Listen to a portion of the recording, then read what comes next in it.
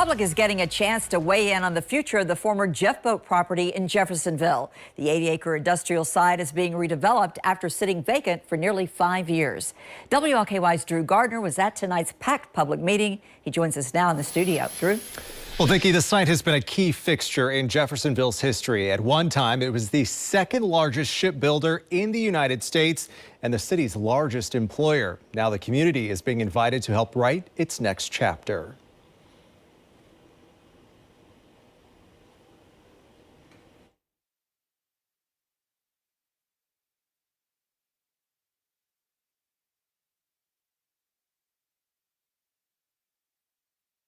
It was standing room only inside the Carriage House in Jeffersonville, where the public got its first glimpse at what the future of the former Jeff Boat site could look like. Some of you all have family history that goes back to this site. Some of you all have been on that site and have worked on that site. Some of you are just really curious because this is your backyard, and we get that.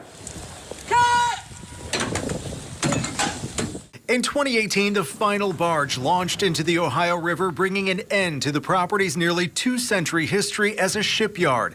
American Commercial Barge Line, who now owns the property, has since hired Wheatley Real Estate Group and OHM Advisors to explore the best uses for the site. We understand that there's a unique opportunity here to combine built with open space and really find a special place that comes out of this former industrial property.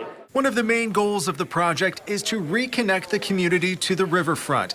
They're looking at extending the Ohio River Greenway, adding more green space, and repurposing some of the existing buildings on the land. Personally, I expect that there might be some commercial development, and family-friendly commercial development would be wonderful. Nice restaurants, cute little shops. That would be great.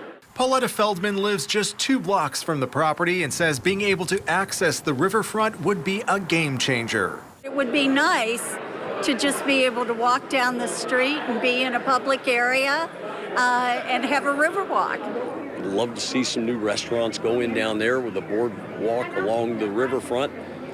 I'll bet you most of the people in Jeffersonville would like to see that. Since the land is privately owned, Mayor Mike Moore doesn't have much of a say in what's next, but he's glad the community is getting a voice. That's what built Jeffersonville. You know, the families that are here now are connected to this site.